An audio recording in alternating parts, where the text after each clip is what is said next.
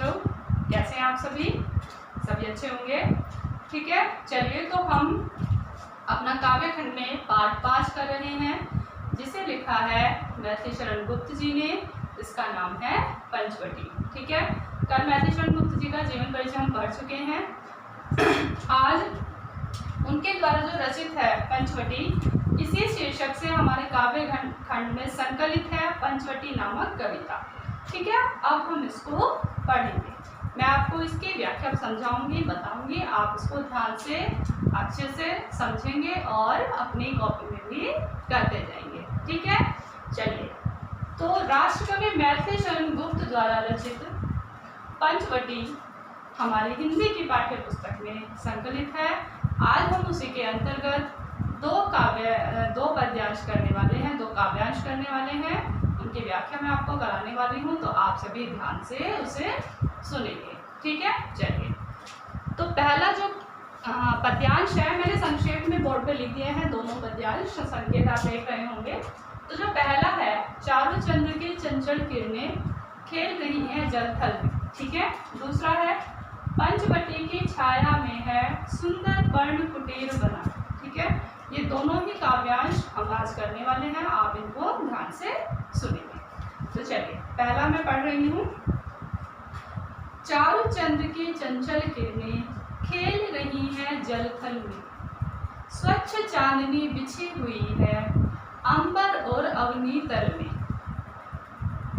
पुलक प्रकट करती है धरती हरित तृणों की नोकों से, मानो झीम रहे हैं तरु भी मंद पवन के झोंकों से।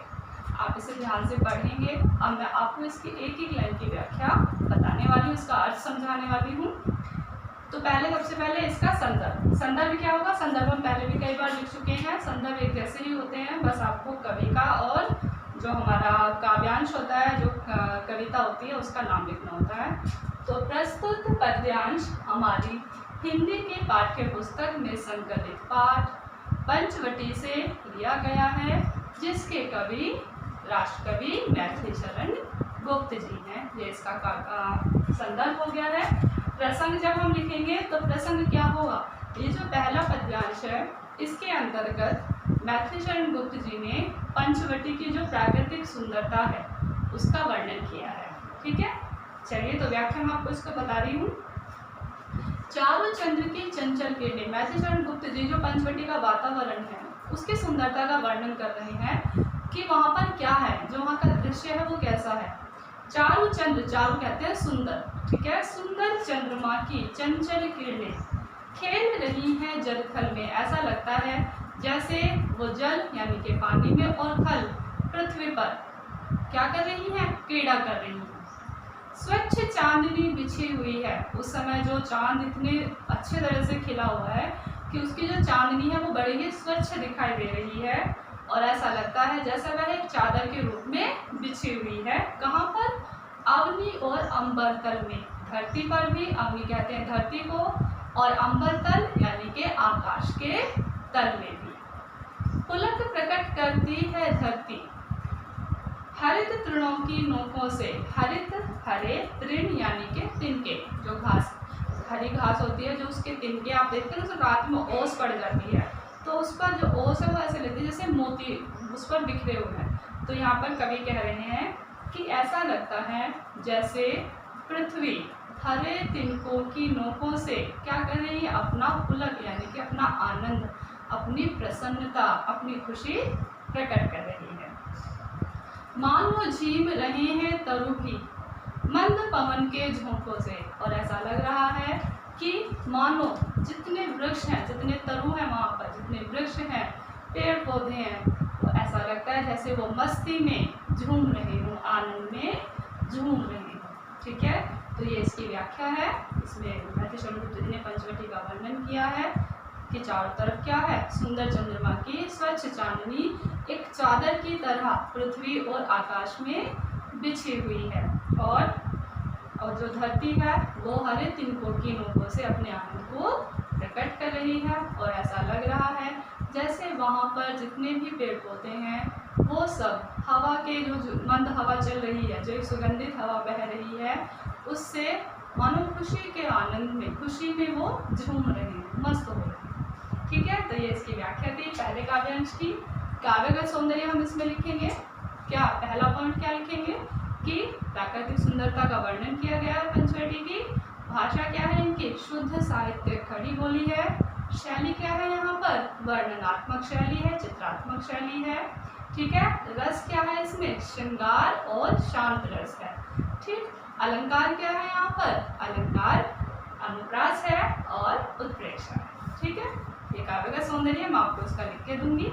चलिए, तो दूसरा जो काव्यांश है उसे पढ़ लेते हैं। पंचवटी की छाया में है सुंदर पर्ण कुटीर बना, उसके सम्मुख स्वच्छ शिला पर धीर वीर निर्भीक मना। जाग रहा यह कौन धनुर्धर, जबकि भुवन भर सोता है। भोगी कुसुमायुध योगी सा, बना दृष्टिगत होता है। यहाँ पर जो लेखक हैं, जो कवि हैं व्याति चंद्रगुप्त जी, वो पंचवटी में की जो सुरक्षा में लगे हुए हैं लक्ष्मण जी, उनकी सुंदरता, उनके हाव भाव आदि के बारे में बता रहे हैं। कवि कह रहे हैं कि पंचवटी की छाया में है, ये जो पंचवटी है इसकी छाया में, इसके आंगन में सुंदर पर्ण कुटीर बना, सुंदर अत्यधिक सुंदर पर्ण कुटीर, पत्तों की कुटिया बनाकर, उसके सम्मुख और उसी के सामने स्वच्छ शिला पर, साफ और सुथरी शिला पर, यानी कि जो शिला किसे कहते हैं, पत्थर का जो टुकड़ा होता है, ठीक है, काफी बड़ा, उसे शिला कहते हैं। कि पंचवटी की कुटी के सामने ही, उस कुटी को बनाकर ही उसके सामने ही एक साफ सुथरी शिला पर धीर वीर निर्भीक मना, एक धीर बहुत ही वीरता के साथ बैठा हुआ है। जाग रहा यह कौन धनुर्धर, कि यह धनुर्धर कौन है जो इस रात में, इस मध्य रात्रि में जाग रहा है, जबकि सारा भुवन भर, सारा संसार सो रहा है। कि आखिर ये धनुर्धर कौन है। भोगी कुसुमायुध योगी सा, कि देखने में तो यह क्या लगता है, भोगी लगता है। ठीक है, कामदेव की तरह भोगी लगता है, बहुत सुंदर है, लेकिन योगी सा बना हुआ दृष्टिगत होता है। लेकिन कैसा लग रहा है, इसने अपने आप को योगी बनाया हुआ है, ये योगियों के वस्त्र में है। कि आखिर यह कौन है। ठीक है, तो आज हमने 2 पैराग्राफ की व्याख्या की है, कल अगले 2 पैराग्राफ की हम व्याख्या करेंगे। आप इसे अपनी कॉपी में लिखेंगे, लेकिन एक बार आपको इसे ध्यान से सुनना भी है और समझना है। ठीक है, तो चलिए, आशा करती हूँ आपको ये समझ में आया होगा।